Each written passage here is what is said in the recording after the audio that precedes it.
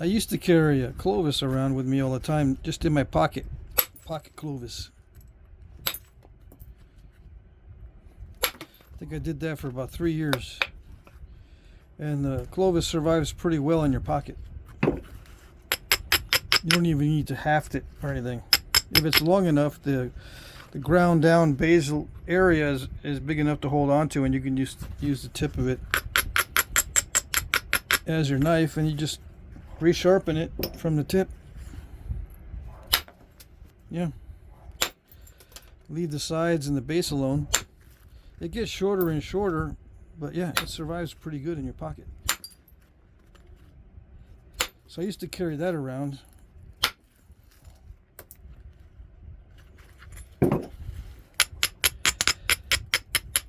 The times that I did make some hunting arrows with stone points,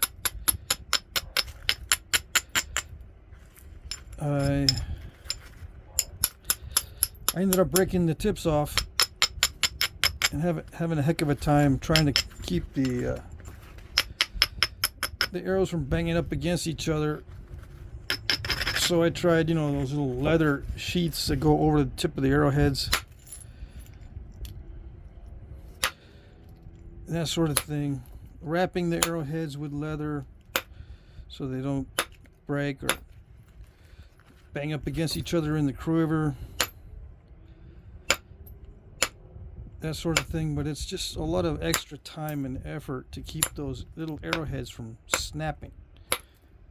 And then you carry an arrow around on your bow, basically in the ready position, and if you hit a branch or a tree or something, or accidentally brush it up against the ground, the tip breaks off your arrowhead. It becomes extremely frustrating. So I don't do it.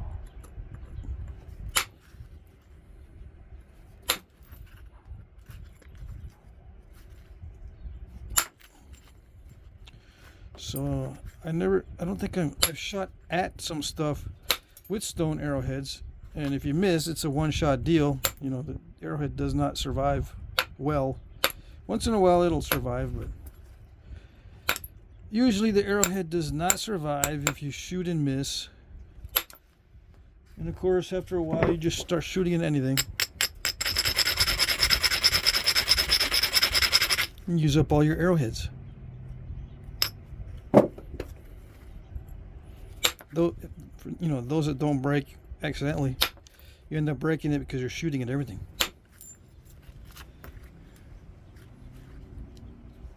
Come home, and all that time you spent on your dozen arrowheads made of stone is for naught. It takes you just as long to make a nice hunting point arrowhead as it does to make a knife blade.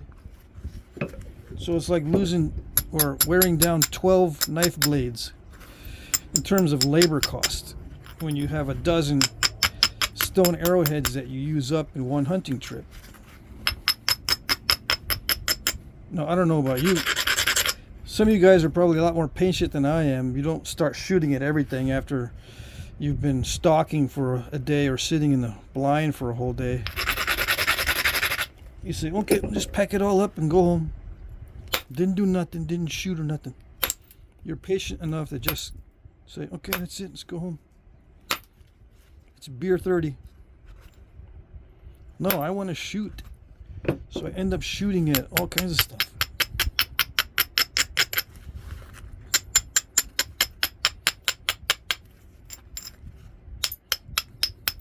Heck, I'll shoot at sparrows too, those little invasive sparrows. Yeah. Small target, good practice, invasive species. What could be better?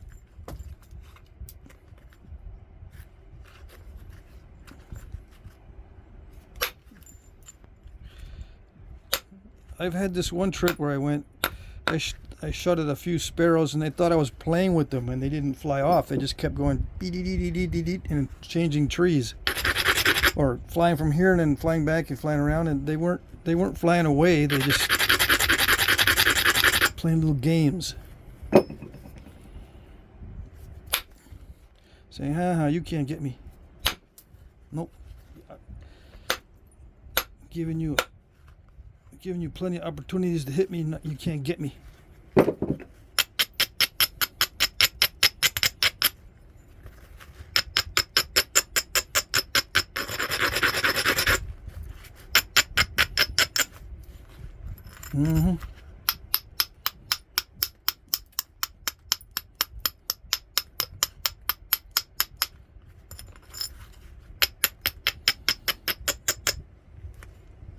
So anyway, this is not the best stuff for sure. Even at 475, this is still difficult to nap. This grainy stuff. It doesn't show much in terms of look. It doesn't show much of a change in terms of looks. But it has changed because it was not easy to nap before. No, it napped as bad as it looked. Right now it's not too bad. And I bet you I can go even higher than 475. So this one has a range, a broad range instead of a narrow range of heat. So it's a good candidate for open fire heat treating. And if you don't know what open fire heat treating is, you'll see it here soon enough, as soon as it cools down enough to where my camera does not overheat when I'm filming it. So what happened there? One of these hits cracked it somewhere, and then it opened up as I was hitting the base. So it's kind of snapping halfish. Yeah, that's what I mean by snapping halfish. Unexpected, just, and it's kind of thick still. All right, so we know that's snapping halfish. Let's get back to this lighter material. I took a chip off earlier. I cheated, and to see if it was, or see if it had responded to the heat, and it did. It did respond to the heat. Oh yeah. Let's see if I can thin this down and biface it quickly.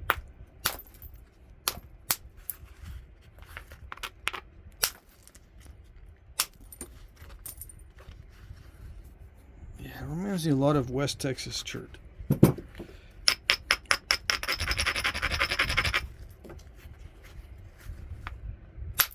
But it's not. It's central. This is Central Texas stuff. All right, so if I find a good flake, oops, let's see. If I see good flakes, I'm gonna save them. Hold on. Yeah, instead of using that big old box there, I got a little tray that I'm gonna put the little flakes. I heat treated a bunch of little flakes already, so I'm assuming they're gonna be good. Just throw them in there. I'll nap the bigger chunks on video right now.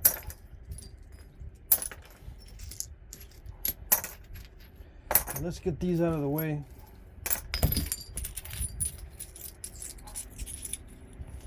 Yeah, I might nap that.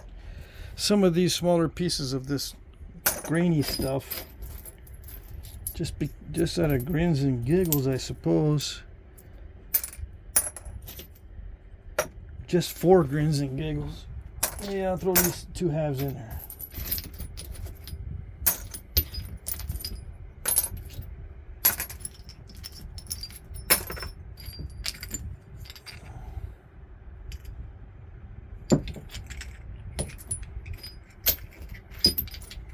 All right, we got stuff I'm gonna do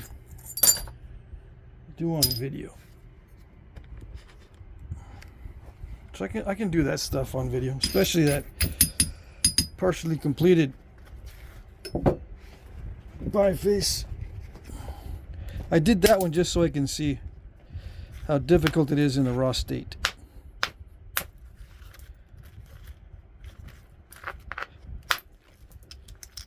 Yeah, nice. There is not much color change. It just it gets slick. Let's see.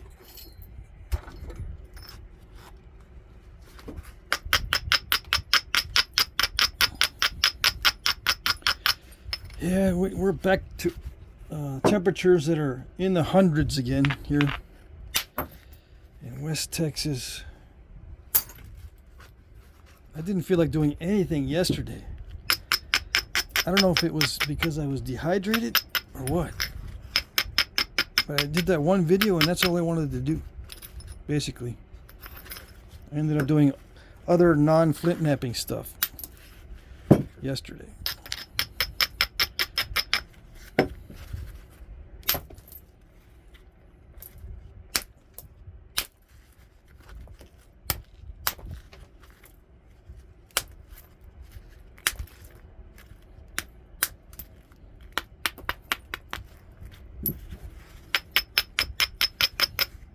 I was trying to come up with ideas for new videos.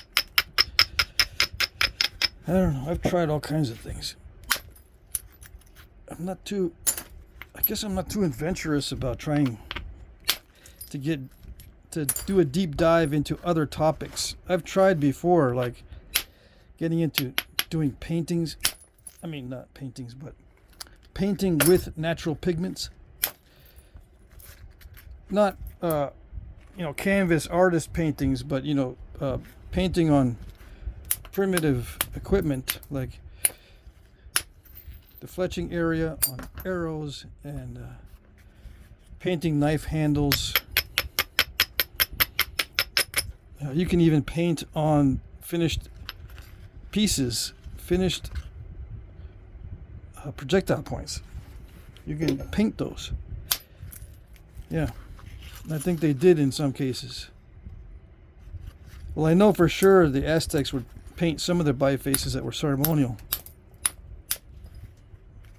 So I was thinking I should get into painting with natural pigments, and it carries over into painting these primitive items, so to speak.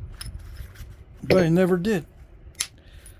I got all kinds of pigments saved up and all kinds of binders, and I got them in a box or a couple of bins. Never did it.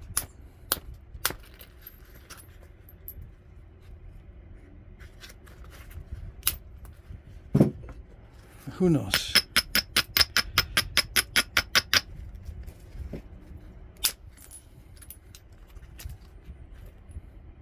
So I got a big crack in there. There's always something. Let's see if I can be gentle enough with this to nap the rest of it, even with that big crack in there. That's difficult for me, because normally my flint knapping is pretty aggressive.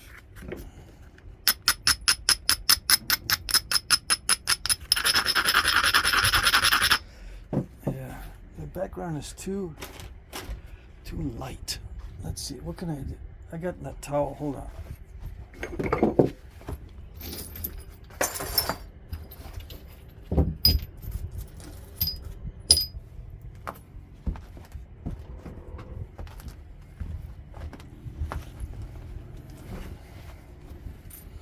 Yeah, I like using old towels because no one misses them.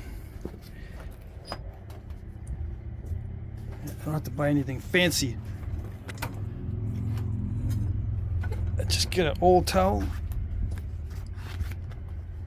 No one knows it's missing. Yeah. All right, where's the indirect percussion tool?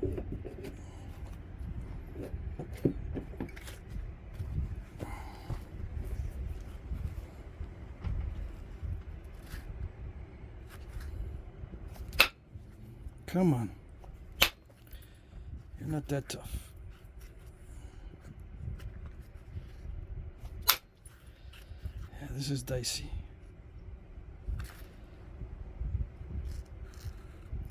Yeah, with my luck, that crack goes all the way through.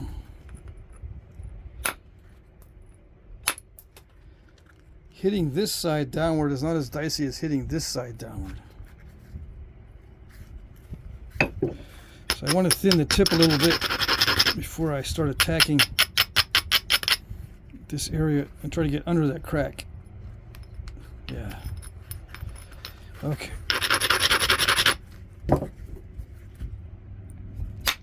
See if I can get under it.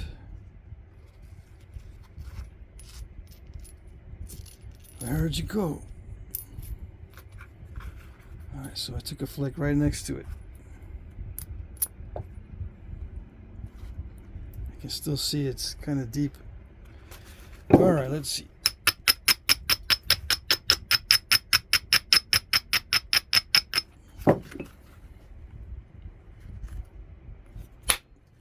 That was a hard hit. Now I got a ridge that I can follow. Yes. But perfect ridges and perfect platforms, I get scared of those because I only got one shot.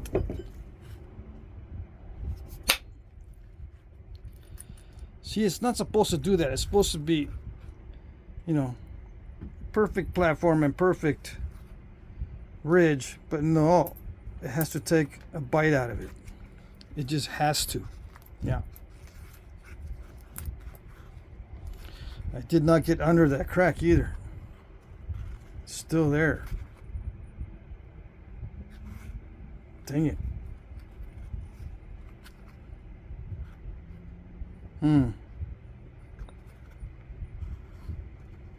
Did I make it worse? Worser? Hopefully not.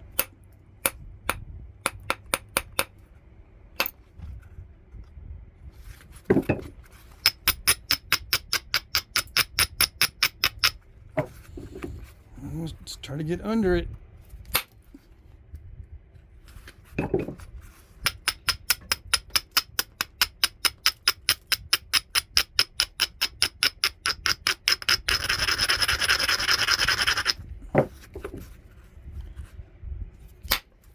Did it do it?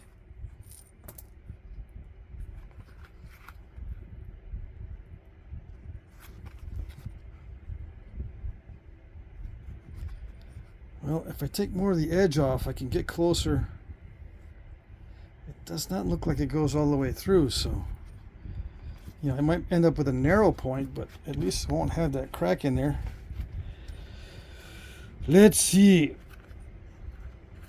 There's just still too much of a crack for me to start hitting the rest of this piece really hard. That almost did something. Let that thin it down some more.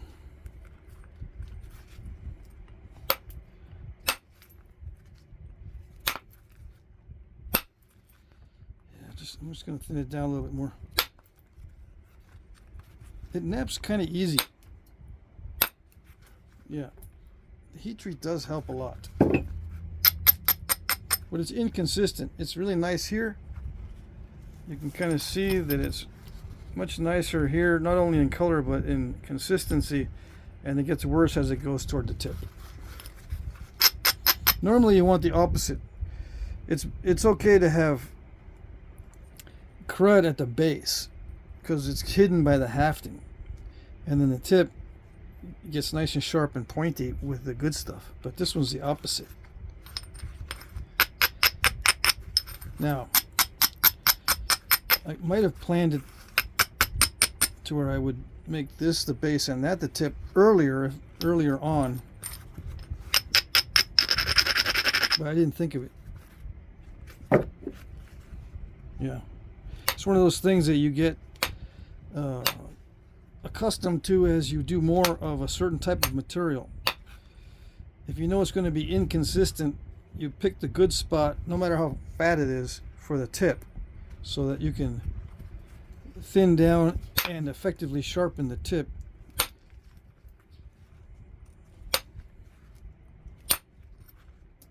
And then if you have trouble with the base, you can leave the base kind of clunky and steppy, and it'll be covered by the hafting, and it's not that important for anything really. The base is just there for the hafting.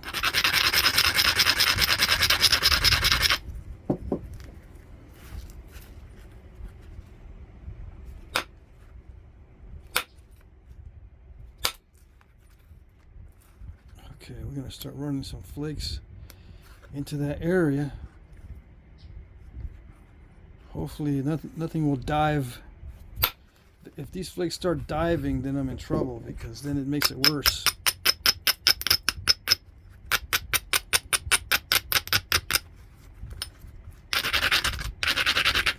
But this doesn't appear to be a divey type of chert.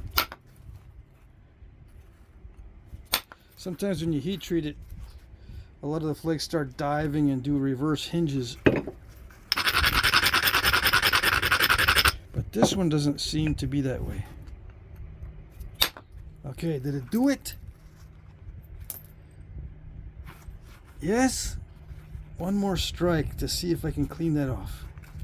Yeah, one more. Come on. Yeah, one more strike and I should be able to clean that off.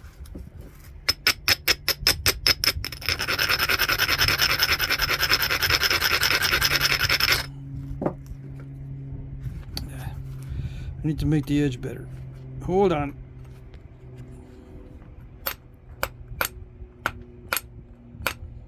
So just basic trimming, nothing special.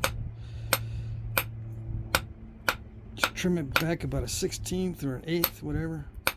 1/16 of an inch. Just hit all the way down and then just brush it in that direction first, so it moves everything that way, and then this way. Brush it this way to remove any delicate areas that you're gonna, because you don't want any delicate areas when you strike this way. So brushing it that way removes delicate areas that cause crushing, and then reevaluate and go, is that good enough to hit there to run a flake into there? I think it is good enough. So see if it did it. Ooh, yeah, it did do it, but it stepped. But I consider that pretty good. Yeah. It's not worthy of a voila, but it's still good.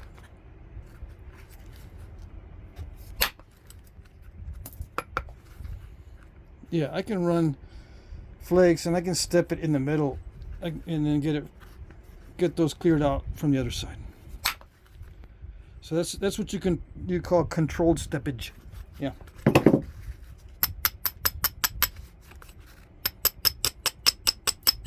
It's controlled.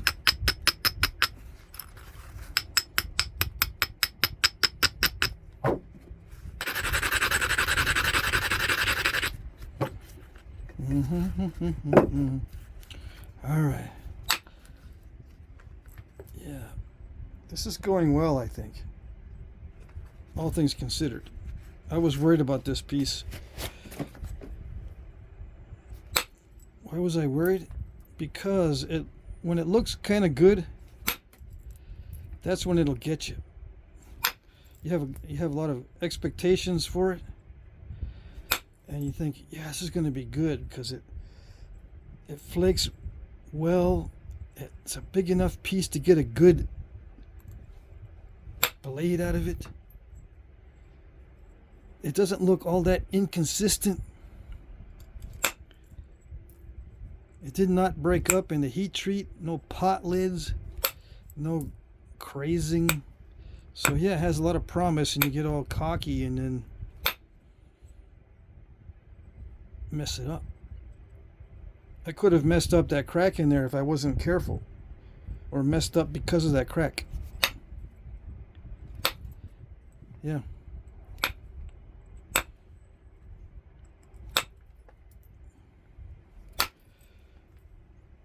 So I had to be a little more gentle than usual.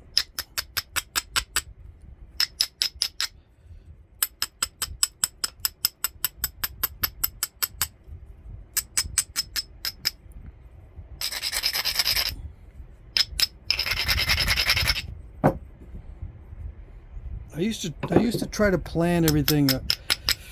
When I first started, I figured I need a plan. I need a good thought experiment these flakes will go that way, this will go that way, the tip's going to be here, and the base is going to be there. I'm going to do everything in a sequential manner. All these flakes are going to come off where they're supposed to. I'm going to plan the platforms, blah, yada, yada. That's how I used to think when I first started.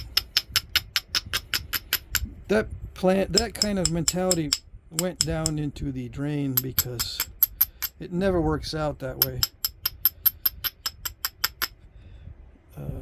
Not when you first start. When you have a lot of experience, yeah, you can start planning and actually see your plan come together.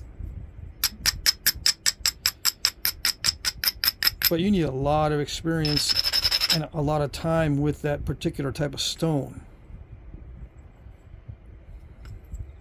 So I quickly switched to opportunism and opportunistic flaking, and it stuck with me until the present day. I'm mainly opportunistic. I don't plan on anything in particular.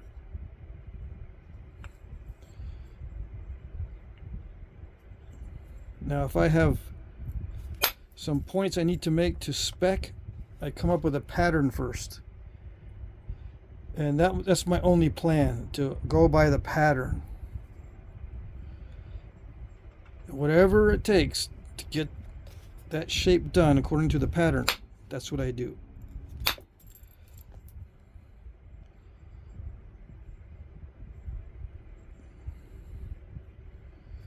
So yeah, it flakes well enough to where I can get it nice and flat. I don't know how thin I can get it.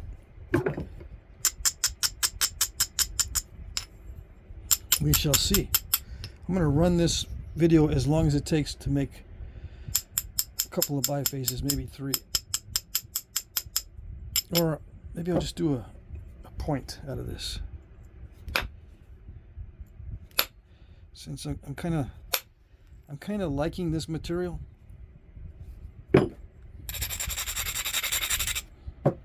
I like heat treat in general. I would rate this about a 6 or a 7. It's a 6 because of that crack in there. If it was not if it did not have that crack in there, it'd be a 7 on a scale of 1 to 10 as far as knappability goes. And the tip is not too bad, actually. It's actually feeling better because I'm getting some really nice glossy area near the tip. It's the middle part that seems to be not so good. See, the darker material is not as good as a lighter material, and I'm seeing some lighter material revealing itself up here, but it's all kind of swirly, so it changes as you knap. Hopefully I can get rid of a lot of that darker material. A lot of times the darker material is good, but it's this darker stuff that's not good on this particular piece.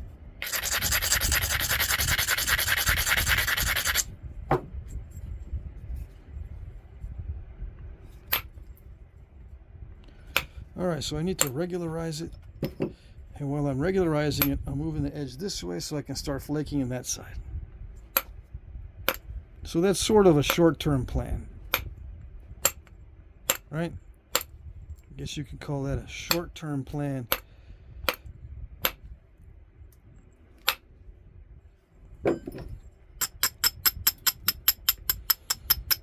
For you new guys that feel the most comfortable when you have a plan. Otherwise, you're lost and in limbo. Because everything else that you do with handicrafts is according to plan. You know? Especially like woodworking. You know, you have your plan and your sequence of activities, and everything goes to plan, according to plan. But there's no risk. This has lots of risk. You never know what's going to happen. I can't say there's no risk in woodworking, but there's minimal. You know, you're picky about your material to begin with. Pick out the best piece of wood. That's preferable. And then once you have good material, everything can go according to plan because there's no risk. And what mishaps you might have can be easily solved with all your woodworking tricks and hacks. There's not many tricks and hacks in flint knapping.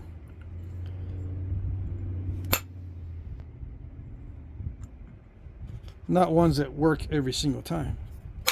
There are tricks and hacks. I can't say that there's not any.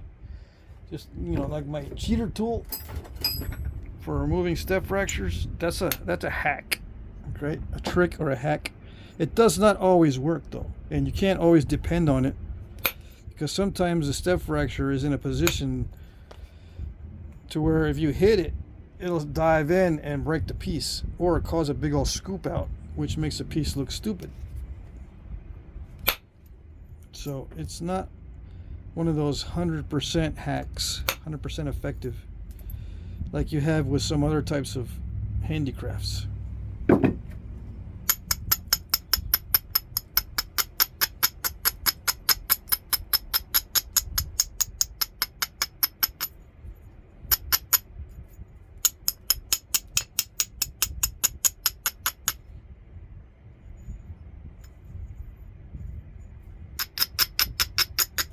I do like the way the flake scars show up on this stuff, but the drawback of flake scars showing up well is it accentuates the mistakes. Like step fractures are more prominent and noticeable. I don't need to thin it much more. I'm going to tell myself that over and over, so I don't overdo it. I feel like this can be easily snapped in half. So I gotta cool it with the aggressive strikes. There's a few more. See if that did what I wanted it to do. Yes. Voila. I wanted to take out that little area right in there. Let's see this other one. No, that did not do it. I wanted to clear out this one by hitting on that side. See, it's not always predictable.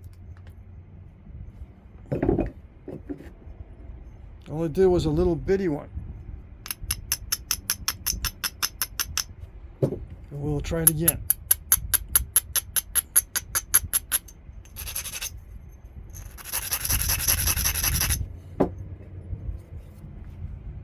Let's do this also, so that nothing can interfere.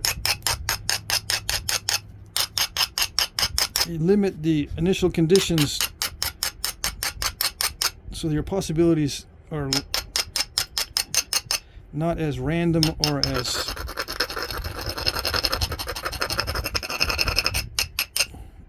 numerous. You want to try to cut down the possibilities that could make it fail. Yeah, and constrict the initial conditions to everything favorable and not much unfavorable. Let's see. Did it do it? Yeah, I think so. It did it good enough to get rid of the step fracture there. Yep. One more.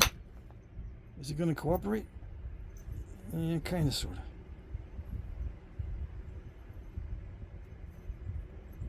Let's see. Let's just clean up. Let's clean up the surface. And it's not going according to short-term plan. Yeah, some of these flakes are good.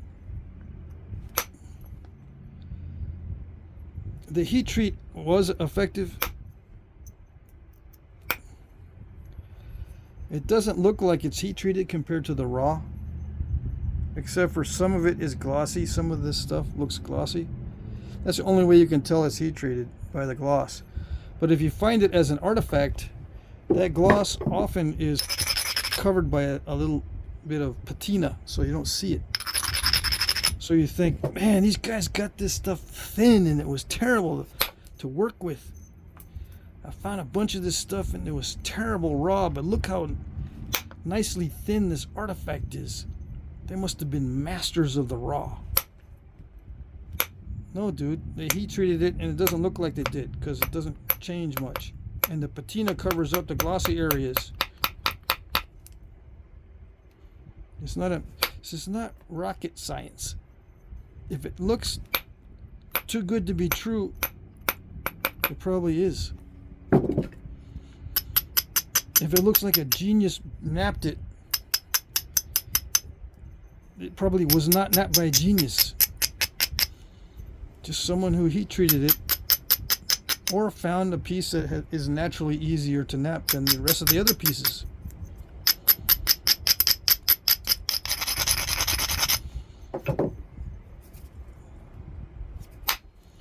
Being genius level napper takes a lot of time and effort. And that means you're taking time and effort away from other things that you need to be doing back in the day.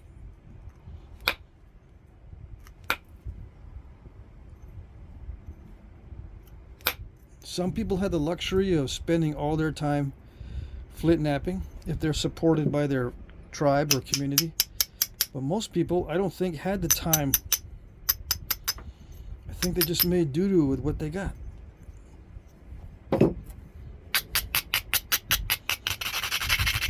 And if it's really, really bad, they just heat treated it.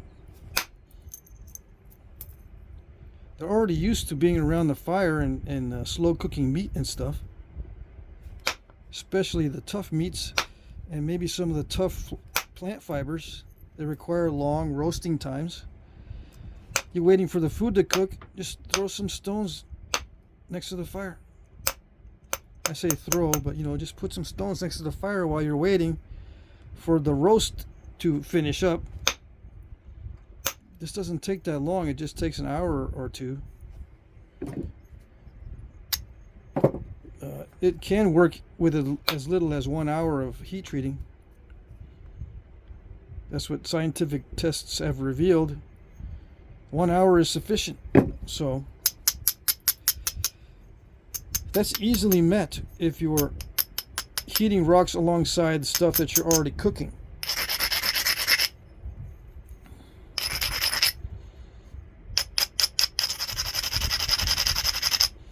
But you'll see, when the weather cools down a little bit, I'll be doing a lot more outdoor, next to the fire type stuff. I say outdoor. A lot of open fire, that's what I meant to say. Open campfire type stuff. So it doesn't overheat the camera. Voila. All right. Yeah, I don't need to do too much to it now to finish it out.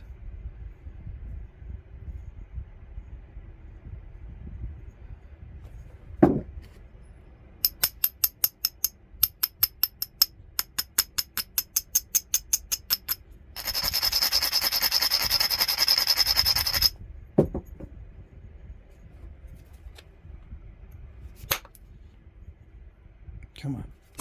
Give me a nice flake. Yes.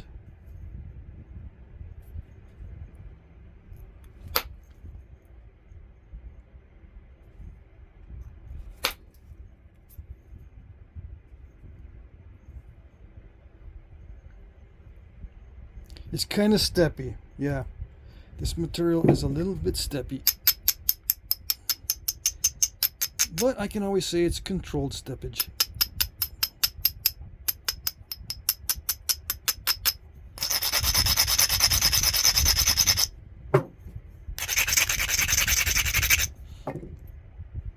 And no one will ever know. Except you guys, since I've already told you. I can make it look like anything I want. As far as results, I can say I meant to do that. And how are you going to know that I did not mean to do it? How are you going to know? You're not.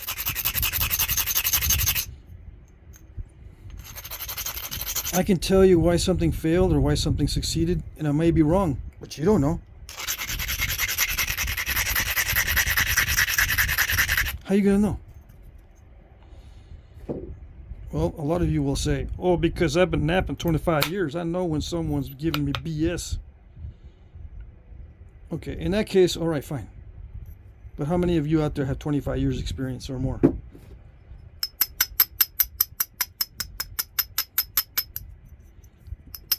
As an example. Some of you guys, I know you are whiz nappers. All you need is 2.5 years instead of 25 years, and you already know the BS. Yeah. I've seen guys that can nap anything they want after a couple of years. That's it. And they're usually stealth nappers. They don't say anything. Because they don't have the same issues as everybody else. They don't have the same questions as everybody else. They don't have anything interfering with what they're doing. They got no problems. PROLEMS. Problems. That's short for stuff that only affects us normal people. It doesn't affect the whiz kids. They don't have problems.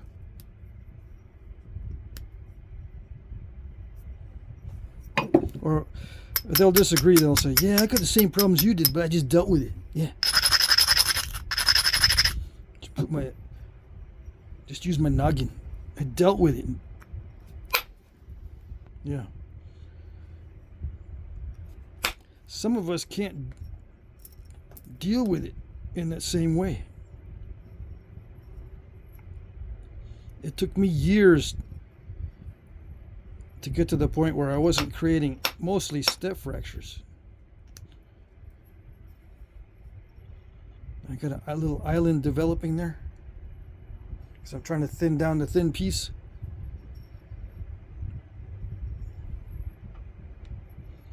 I should stop thinning it.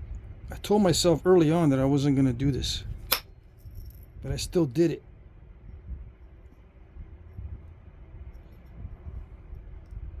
I'm still doing it.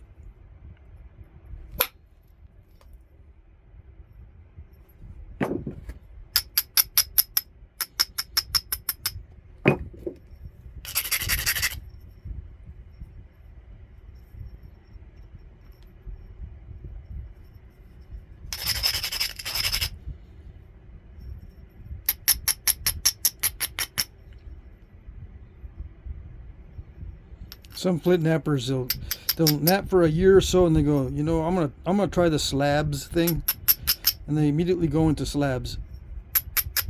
Stay there. They go, heck with this random flaking stuff.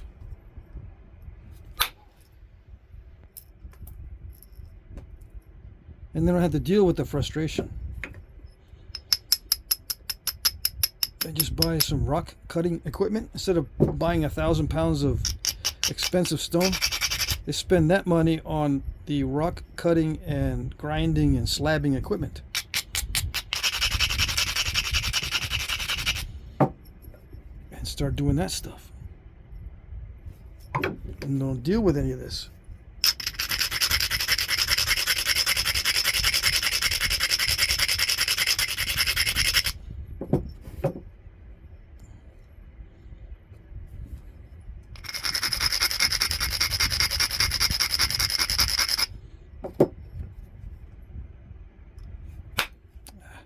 Did it do it? Oh, I did do it. I wanted to get the top of that off. That's the hard part of that particular thing. Now I can try. See if I can do. No, it didn't reach. Dang it. I thought for sure that would take that out. All right. Okay, heat treat.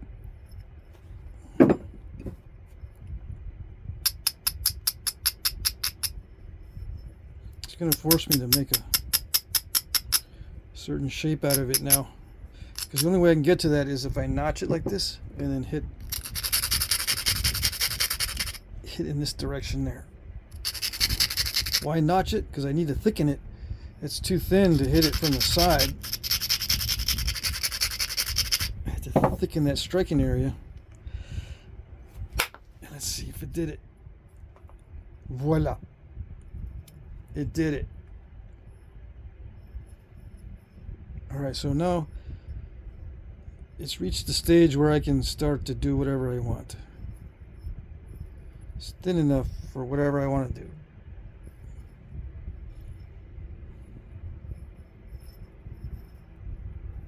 Can I push that out of there? I might be able to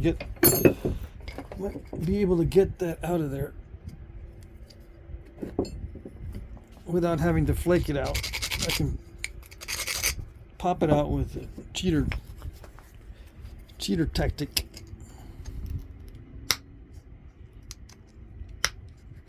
Is it doing it? It's not doing it.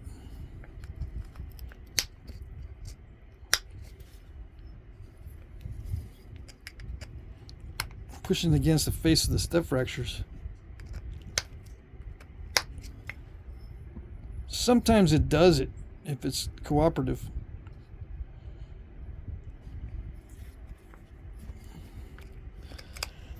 This is still tough even for a heat treat.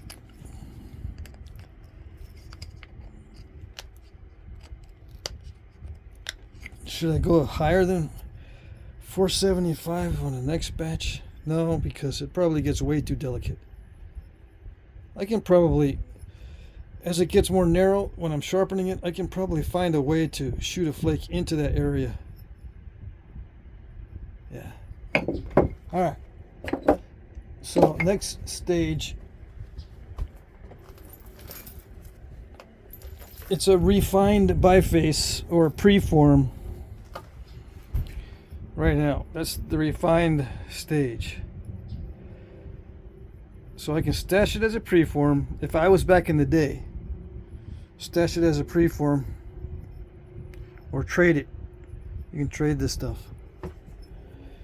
It's already made into something flat and easy to manipulate. And these are not only valuable, or these were not only valuable back in the day, but they're valuable today. People want just a thin, refined biface so they can make whatever they want out of it just by pressure flaking. Yeah. Same thing back in the day, I would imagine. Humans haven't changed that much, if any. So they're still going to want, they're going to want the napper to do the hard part so they can go back and do the easy part. Yeah. Easy peasy. And they'll pay money. Or feed you. I bet you a lot of nappers used to work for food. Yep. We'll nap for food.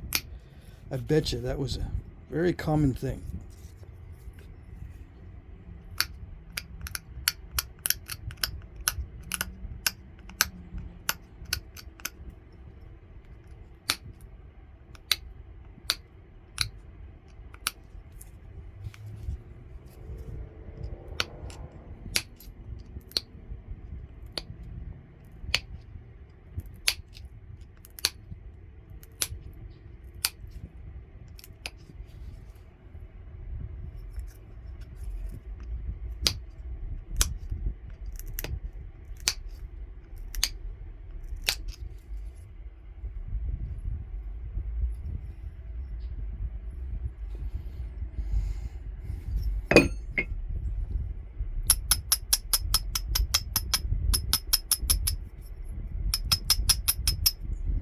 I used to get the question a lot, do I think everybody napped back in the day or just a few people?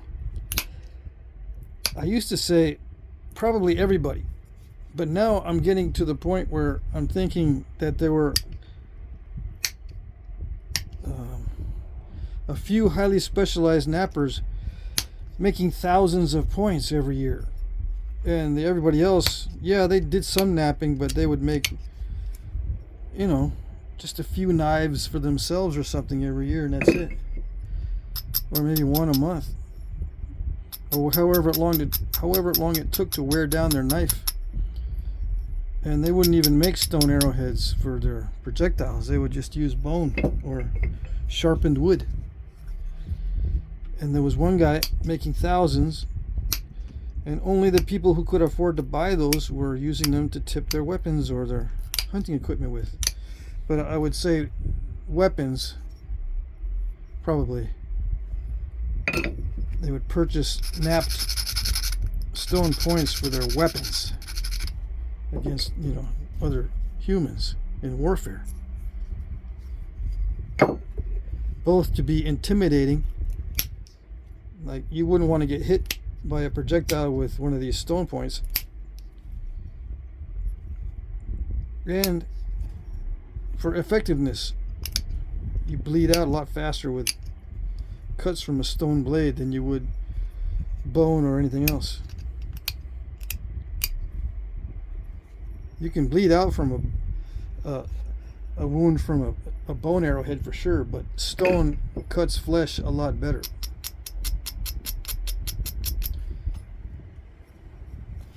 And you can just barely graze someone if you shoot and it just grazes your neck. This will slice so easily that you can probably cause a fatal injury just by grazing someone on the neck or something like that.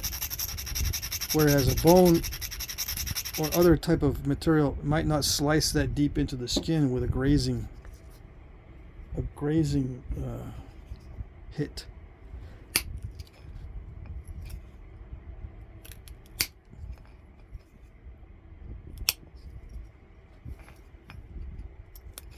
But those are just musings. I don't know for sure what went on, but I'm assuming that if it's requiring a lot of time, effort, and money to produce something, it needs to be used for something that has a lot of effect. And winning a battle, it has a huge effect on the future of the individuals or the tribe.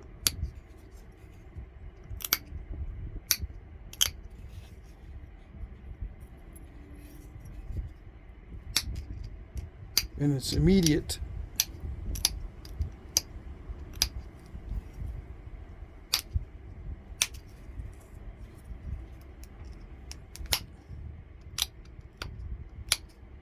You know, life and death, immediate type of stuff.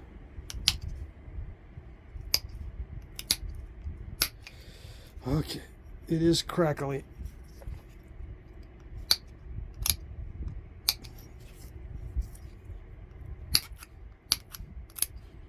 But again, it's just, I'm just musing, right? Is that a word? Musing? Just musing?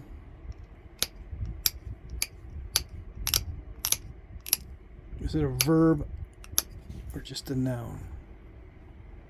Alright, so I see an opportunity to send a flake through here down in there.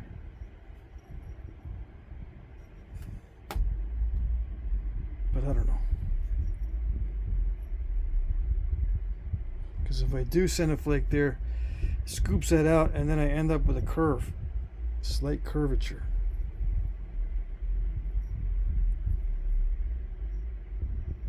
I should be able to pick that out. But it didn't work.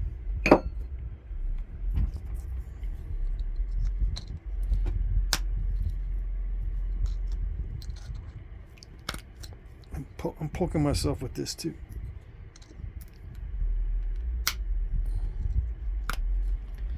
I can't get in there. It'd be better if I could hit this edge and go in there. And if it steps, I can maybe push that step. In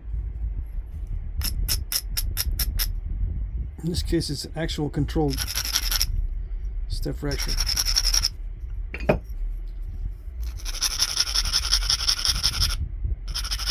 Now, did they have the step fracture cheaters back in the day? You can make one out of bone or antler, but they're not as effective because it crushes. The tip of the bone or antler flaker will crush. So it's got to be fairly delicate material in order to have a cheater tool made of bone or antler.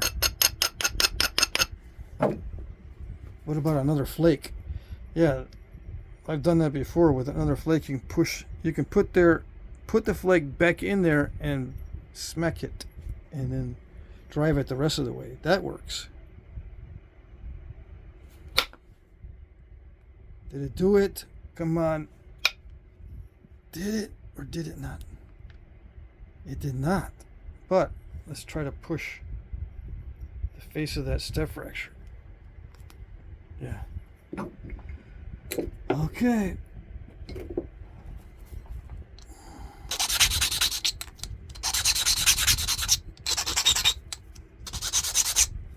Get it nice and clean. Come on, focus. Alright. Let's see. I have to be careful because if I don't get it the first time, it just makes it dull. And I can't push off of the flake. I mean, off the step the second time. Nah, premature. Let's try it again. Ooh, I think it loosened a piece of it. Come on. No. No. It tried really hard.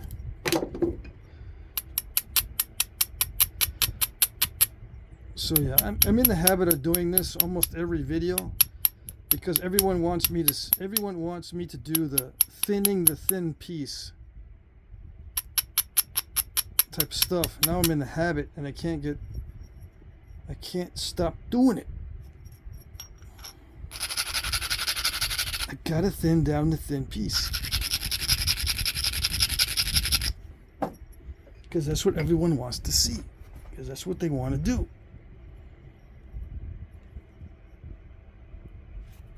Alright, let's see if it did it.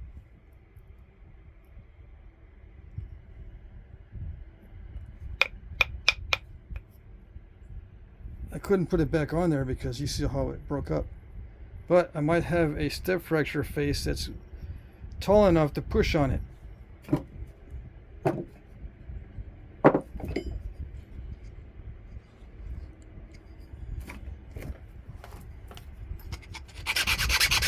Let's try this one. Since this one is an easy stick, I can have more leverage. The other one is a shorter stick. See that? With the easy stick, I have more leverage. So let's try that.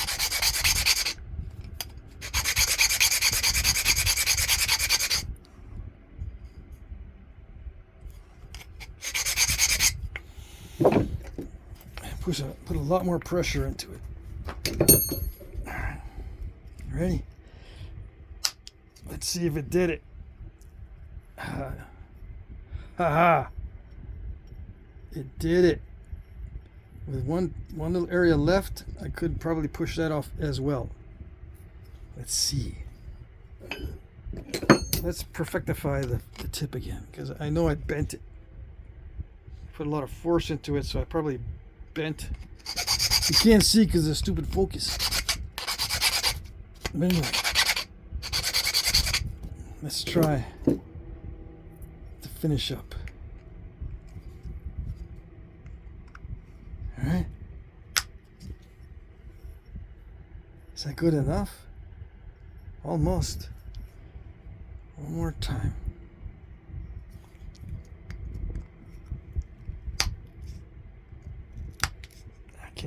I can't get in there. It's not going to do it.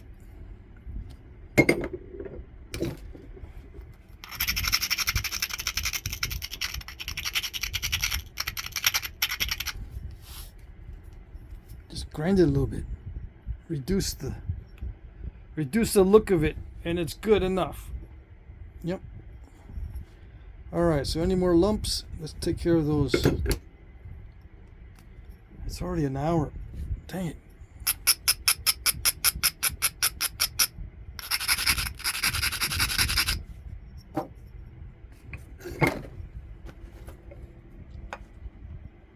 So far, I have not had anyone say, "No, I don't want to see you thin the thin piece.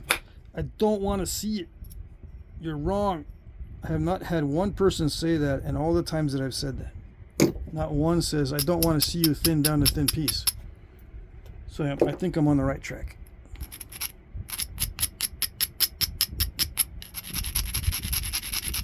And by piece, I mean work piece.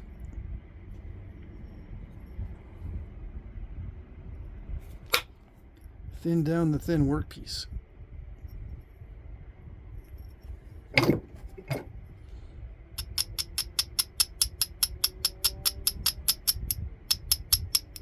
Some people might say, "That's not really the reason that I like to see you thin down the thin workpiece. I like to see the damage control.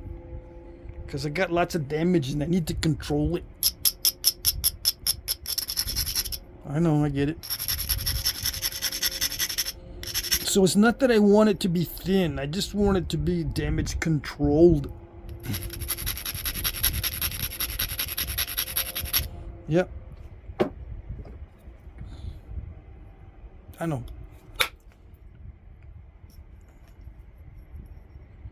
Alright. I got a little bit more to go to eliminate some lumpage. The real ones were not perfect. They had lumps on them, just so you know. They weren't so OCD as we are.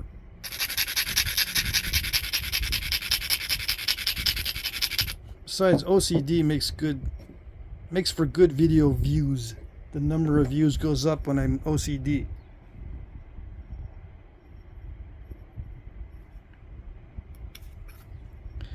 Okay. It's slippery. I knew it was going to be slippery. Dang it.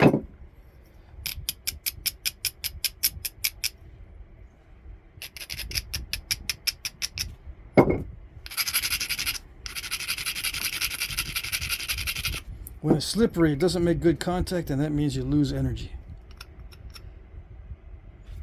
It's got to make good contact. Yeah, you lose energy, you get a bunch of weirdness in the cracking and the fracturing. And then you got to go back and fix it.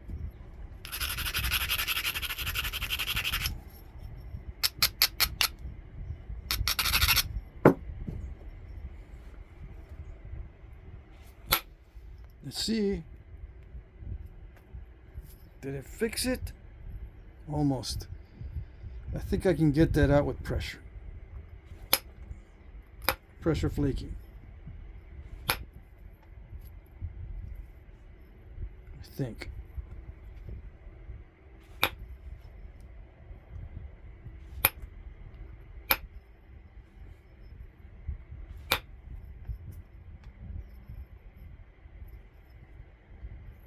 I want to get that writing off of there. And the original surface from the heat treat. Why don't I get that off of there? You might be asking. I don't have to if I don't want to.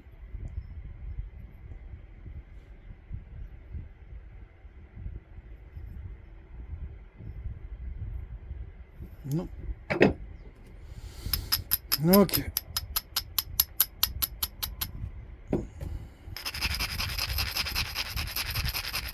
Is this almost the same size as the other point that I made? Where's the other point? Okay, it's eerily similar, isn't it? Yeah. Eerily.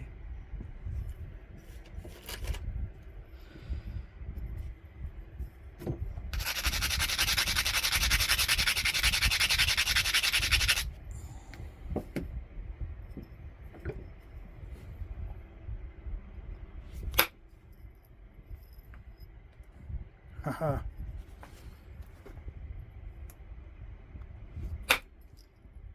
Voila. Okay, you wanted me to take off that stuff? There it goes. There's a little bit left right there, but you know what? So what? Just a little mistake right there, but you know what? So what?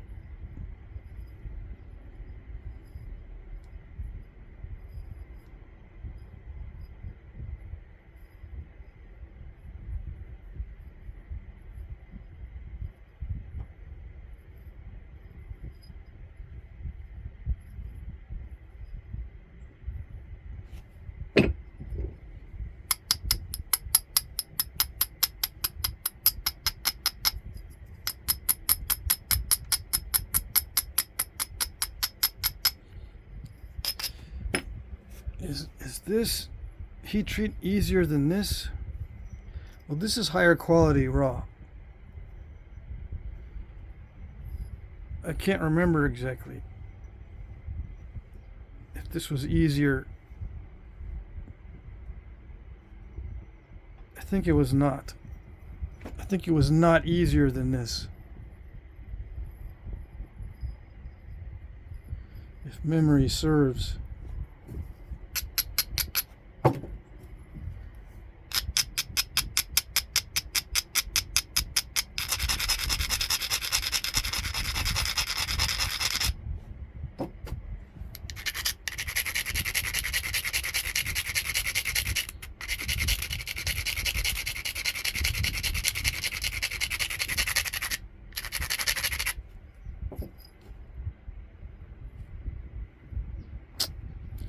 It's not that great. The chances of doing what I'm wanting to do is not that great. Yeah. See if it did it. It kind of did it. It's too much that way. I wanted to fan out more that way, but it's good enough. Good enough. Yeah.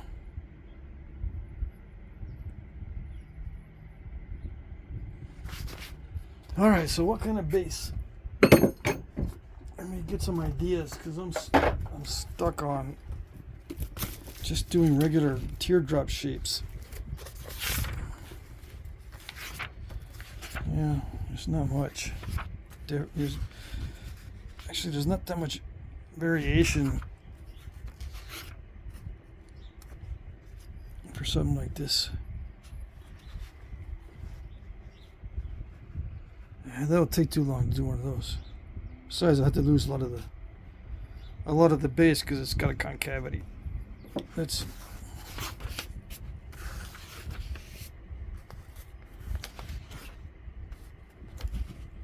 make an abasolo teardrop.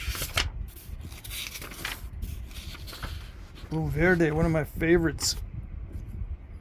That qualifies, but I lose a lot of width. I want to keep the width, get some barbs on there.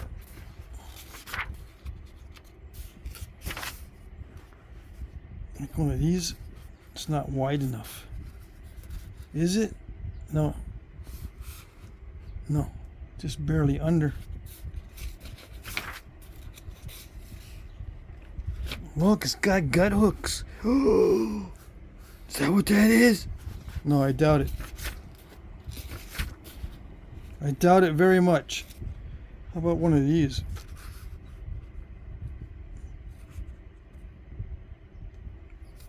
Let's see.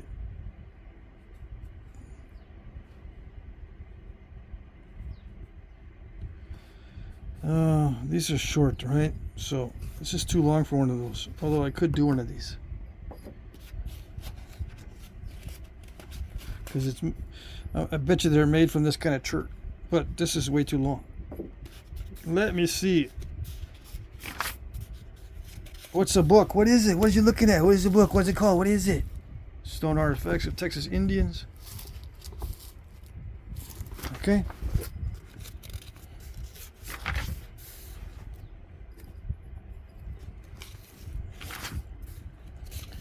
Dum-dee-dum-dee-dum-dum-dum-dum-dum. I could make it Edgewood, but this is way too large. These are actual size, by the way, which makes it really nice. Hurry up and get to the Pedernales, you might say. Get to the Pedernales. This is way too slow. You're going too slow. Frio, yeah, I could do a Frio. Yes, maybe, no. Actually, yeah. I need all of the full length on the bottom to make a Frio because they're corner notched. I need more of a barb, or I need more of the corners on here. Anyway.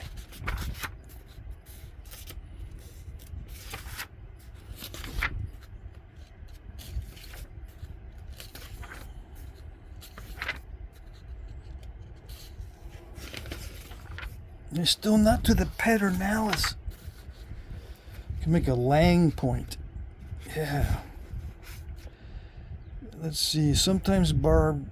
This large point has prominent shoulders that are sometimes barbed and an expanding stem. The base is straight to slightly convex. Some are markedly convex. Lang was one of the two most numerous points associated with blah blah blah. Late Archaic. So I could make a lang, but I think they're thicker than this. See, no side views. I don't know if it's thick or what. Make a Marshall. Yeah, I could make a Marshall. It's just a concave base with a thinning flake in a lot of cases. Yep. Or I could make a Marcos. I think this, well, it might be too long for a Marcos, but with one of these Marshalls, yeah, there are all kinds of lengths on those. So that's an option. I'll probably make a Marshall out of it. Montel. Could do Montel. Could I? Yeah. I don't like doing Montels for some reason. I don't know why. See, Pedernales, I could do one of those easy. Alright. Marshall is just a concave base corner notch. Where is it? Yeah, one of these. It's got thinning flakes. I don't know. Do I want to do a thinning flake on something that thin already? I kind of do not. They don't all have those. Let me think. Is this wide enough for one of those? Yeah, just barely. On the base, I mean. Alright, I spent too much time on the red book.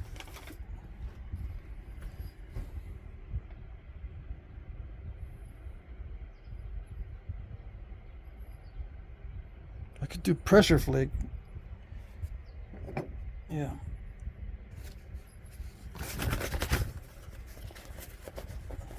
To thin out the base instead of hitting it with percussion.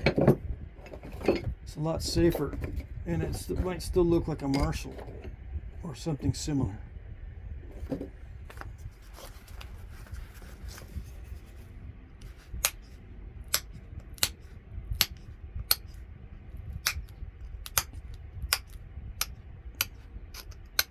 Actually, this nap's pretty easy. I might be able to do a thinning flake on one side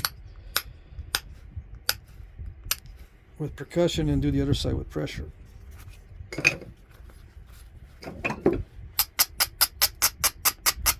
Why do I want to risk it? I could have done this earlier with a lot less risk. If I already knew what I was going to do.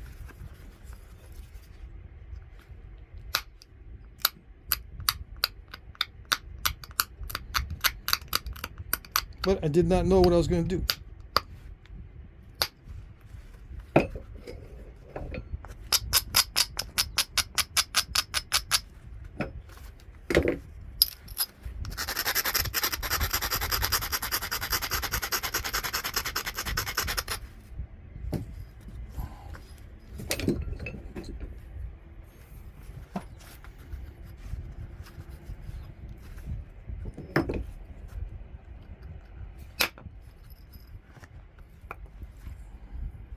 Good enough.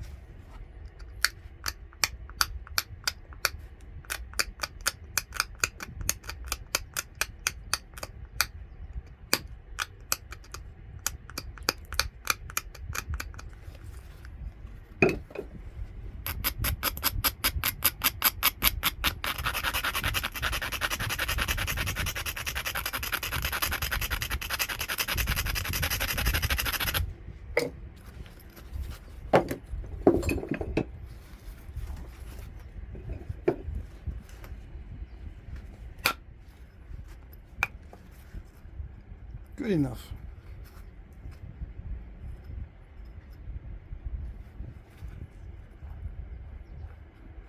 It'd be nice if it went a lot further, but no, good enough. I just lightly tapped it, both sides. No reason to go all out and break it. Defeats the purpose.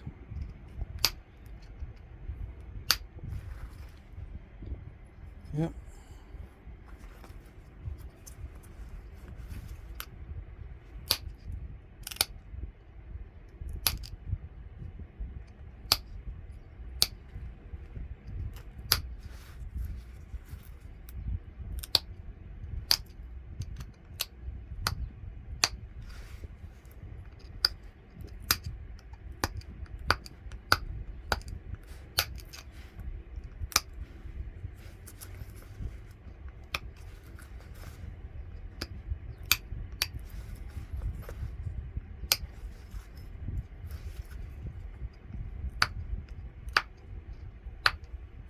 Okay. Your heat treat is supposed to be easy.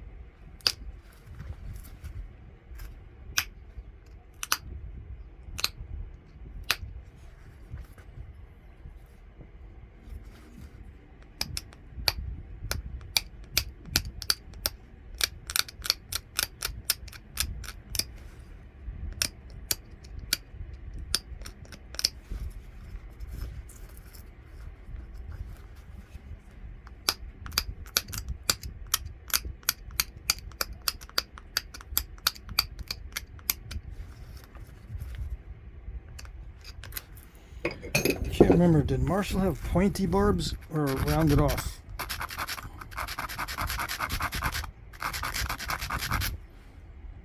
I just looked at them and I can't remember.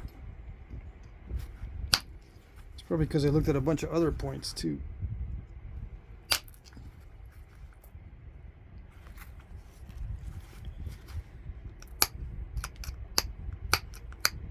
I'm going to leave them rounded off for now, and then I can sharpen them later. I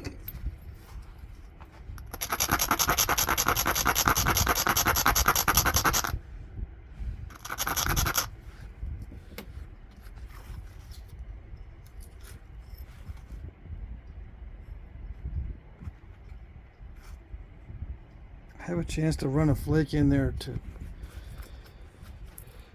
minimize that step fracturing. Did it do it? Voila! It did it.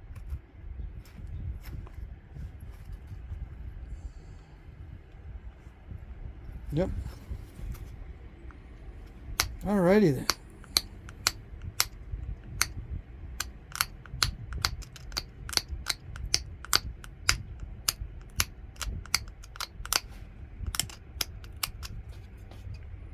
Now I can zoom in.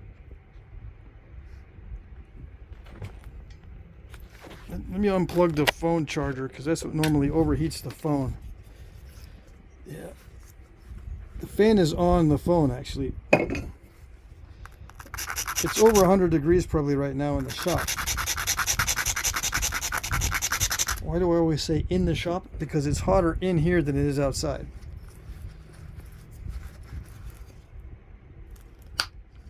Normally it's warmer in here or hotter in here because the sun is directly on the west side of the shop, heating up the wall, and that's where the fan is blowing from.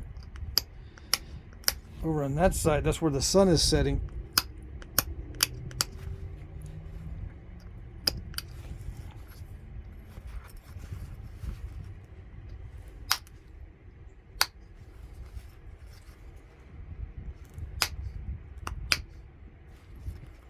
Now, from what I can tell, the Marshalls had bold flaking, so they weren't too persnickety about all this stuff.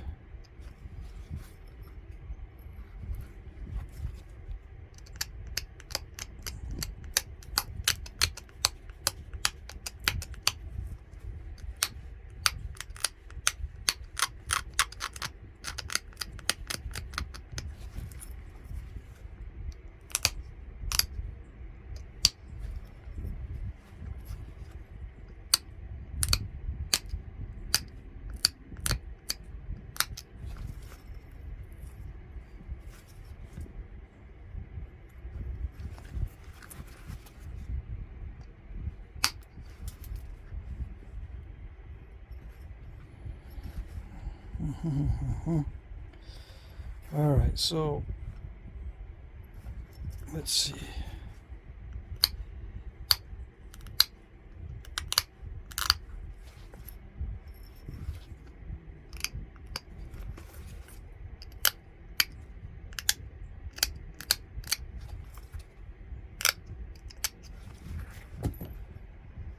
I want to make sure the base does not look bifurcated, right? It was just expanding.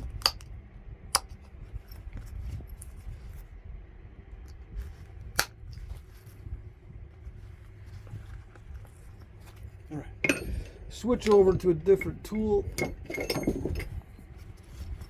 for the remainder of the notching. Why don't I do the reverse indirect on the notching? I don't have this stuff set up, or else I would. I got a bunch of stuff stacked up on top of my stump where I do the reverse indirect. Some of you have been living under a rock since I did the... Well, you didn't see the reverse indirect videos because you've been living under rocks. So you don't know what I'm talking about. Someone's got to tell them. Not me.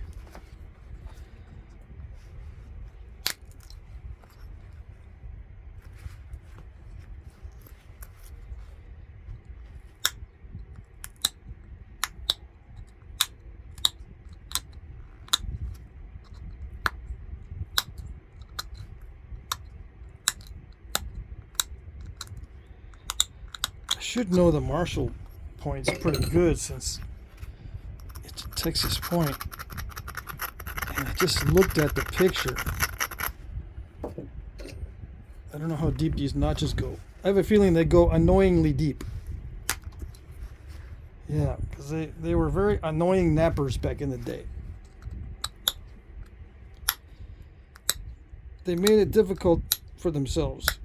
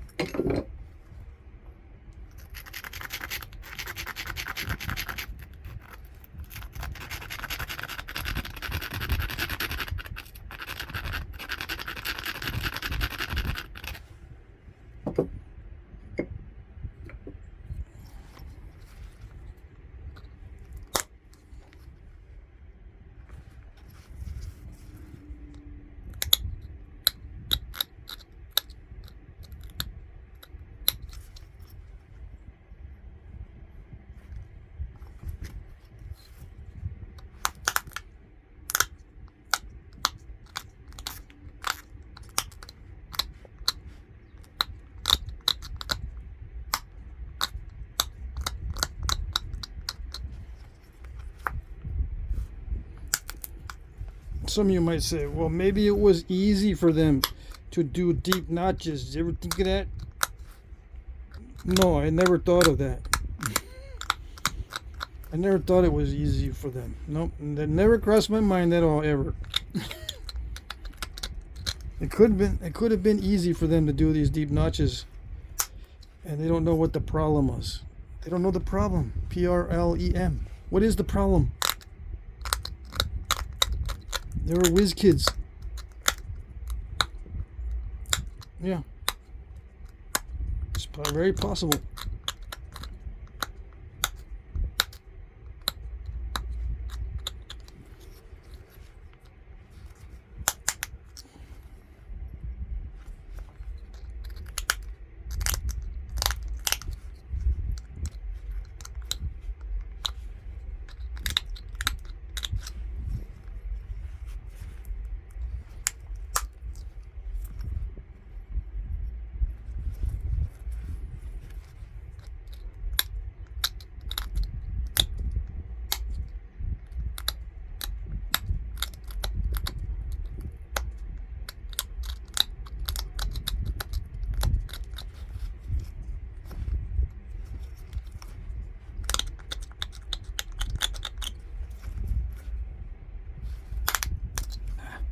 One of the big pop out, not a tiny little one. Oh well.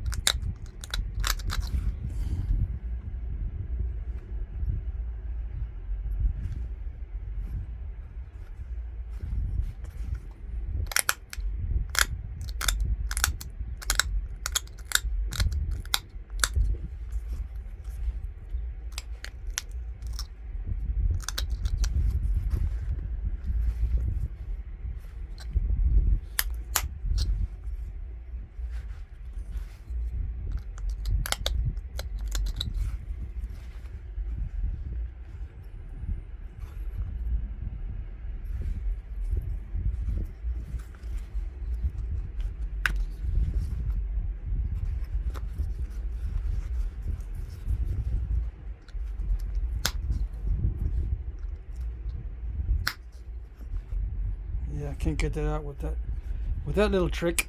No. All right, so it's sharpening time. Okay.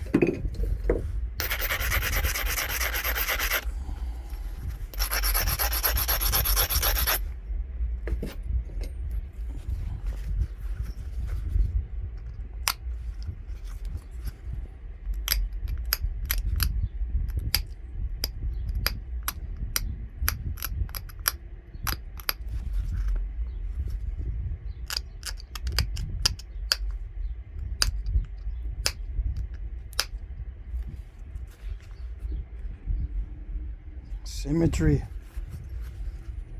Symmetry is good.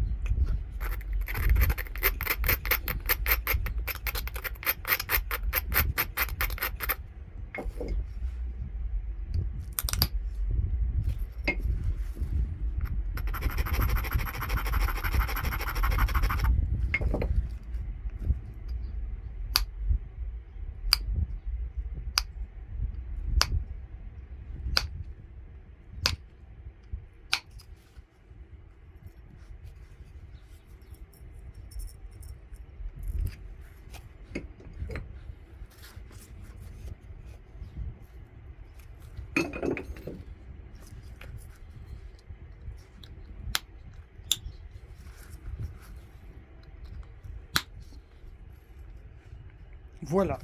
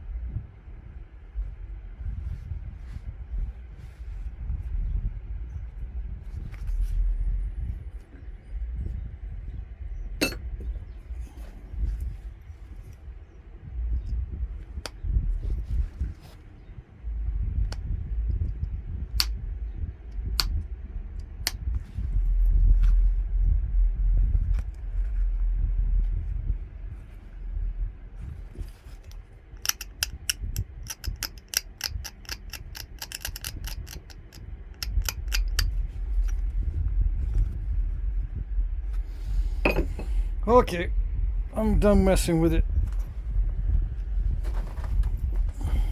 And yeah, I'm not gonna nap the other pieces. I had big plans for this stuff. Well, I'll take a few chips off of this. We'll see. Yeah, I am gonna nap this for a minute just to see.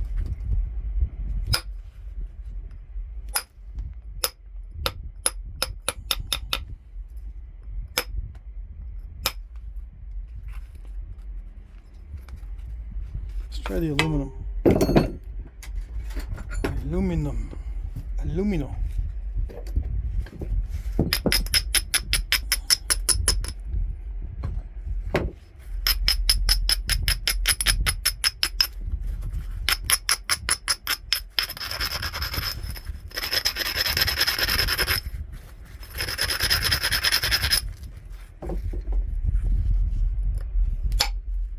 Yikes.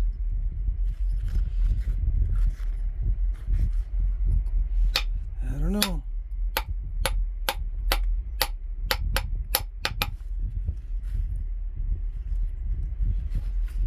Yikes, there's no good options on this piece.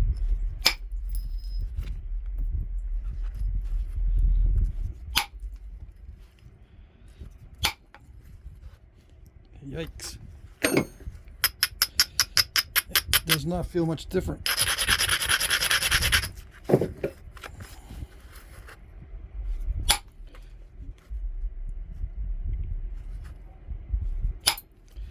Sometimes you don't need much difference in order to make a difference.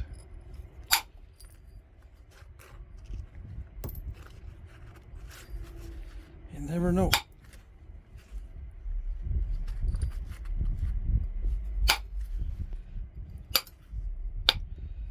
Sometimes you don't need much difference in the heat treat to make a big difference in the final result, but I don't think this was affected much. Could it have been affected more if I left it in the heat treat longer, like 12 hours instead of 3? You never know.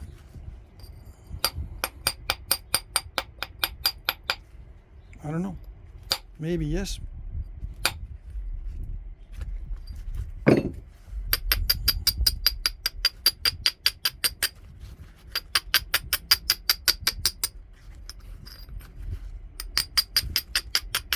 I don't even know if this seems easier. I napped this off camera, I believe.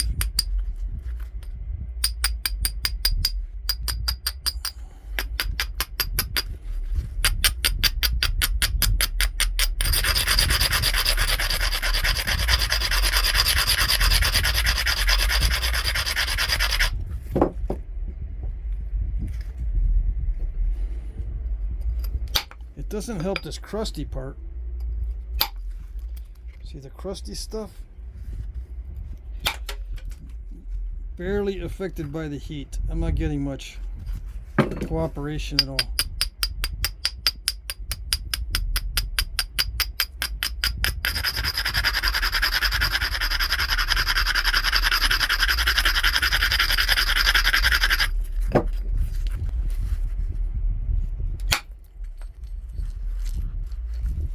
Voila.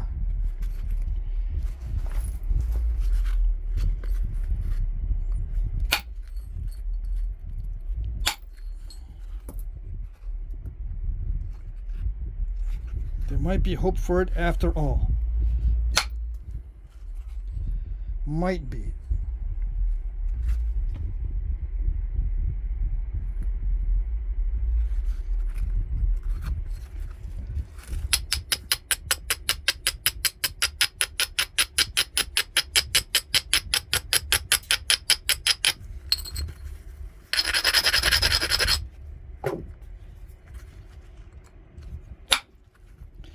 Dang it.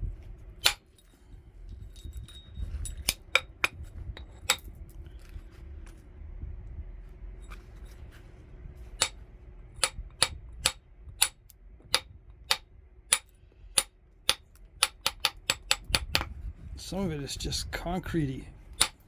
Yeah.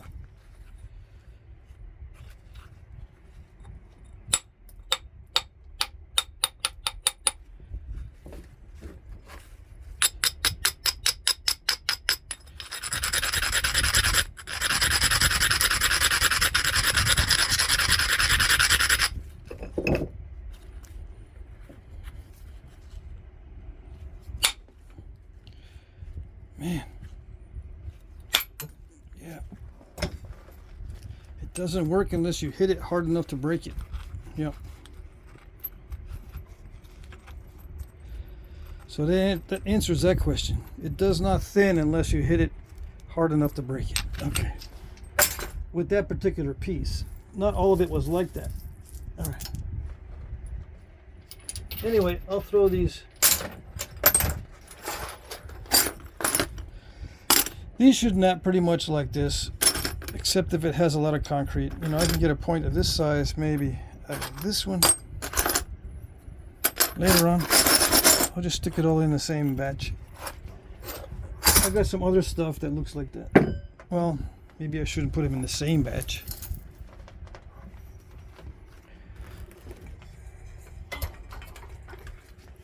That's usually what I end up doing anyway, because I forget. I forget that that's a whole different area of Texas, and I stick it in the batch where there's other stuff that looks like that. All right, so Marshall Point I got out of it, and someone else named this one, and I forgot already what it's called. It's probably in one of the Noel Justice books that I don't have with me. They're up in New Hampshire. Yeah, eerily similar in size. Yeah, probably exact same length. All right. Both could be knives or little dart points. Yeah, Marshall point. This one's a Marshall. Right? Let's just check, make sure I got the dimensions right. MRST.